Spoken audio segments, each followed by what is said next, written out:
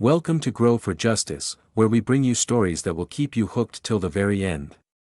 Before we begin, make sure you subscribe so you never miss a story like this again. And I want to know, where are you watching from right now? Tell me in the comments below. The flight from Dallas to Chicago was supposed to be uneventful. Business travelers typed away on laptops, a mother rocked her baby to sleep, and the steady hum of the engines filled the cabin.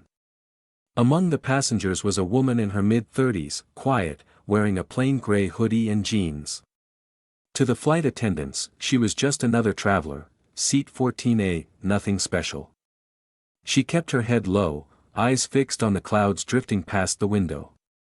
Nobody knew her name. Nobody asked. But she wasn't ordinary. Not even close. An hour into the flight, turbulence rattled the cabin. The captain's voice came over the intercom, calm but serious. "Ladies and gentlemen, we've been contacted by military command. Please remain seated." Nervous murmurs filled the plane.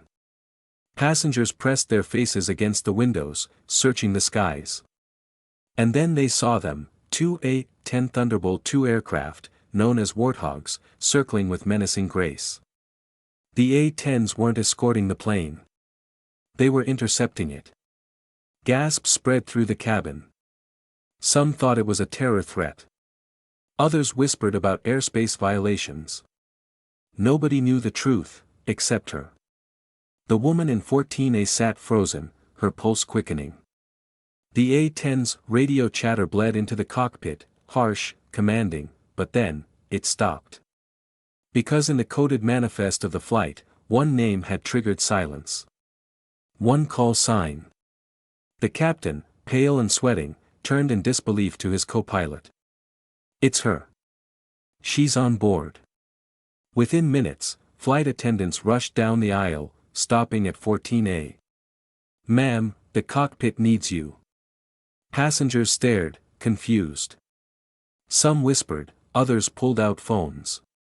She rose quietly, slipping off her hoodie, revealing a patch on her t-shirt that only the trained eye would recognize, an insignia once classified, belonging to one of the most secretive Air Force programs ever designed.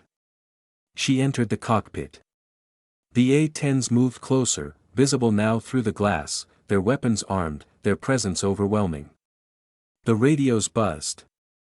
"Identify yourself. State your call sign." The captain turned to her helplessly. She pressed the button, her voice steady, calm, but carrying weight that only warriors of the sky understood. "This is Valkyrie. Authorization Delta 47. Stand down." The radio went dead. The A-10s, designed to tear tanks apart, froze mid-air. Then, like soldiers recognizing a commander, they tilted wings in salute before pulling back into formation. The entire cockpit sat in stunned silence. The captain whispered, "Who are you?" She didn't answer. She simply watched as the war machines drifted back, no longer a threat. Back in the cabin, the passengers remained restless, whispering theories. None of them would ever know the truth. To them, she would remain just another traveler who had disappeared into the cockpit for a few tense minutes.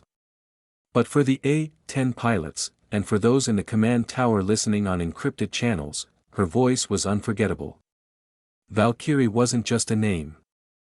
It was a legend. Years earlier, she had flown missions that were still buried under layers of secrecy. Her call sign carried weight because it was tied to operations that had saved thousands, missions that had never been spoken of in the news. She had vanished from public life, buried her past, and boarded this flight as a nobody. But destiny had other plans. Her presence, her voice, her call sign, was enough to stop war machines in the sky. When the flight landed, no one clapped, no one knew. She exited like any other passenger, blending into the crowd, disappearing into the city. But the A-10 pilots who had once trained on her stories, who had heard her call sign whispered in Air Force academies, would never forget that moment, the moment Valkyrie reminded the world that some legends never die. And that, friends, is the story of how one woman's hidden past turned an ordinary flight into an extraordinary moment in history. She was just a passenger. Just a traveler. But when the A-10s demanded authority, her call sign stopped them cold. This is Grow for Justice.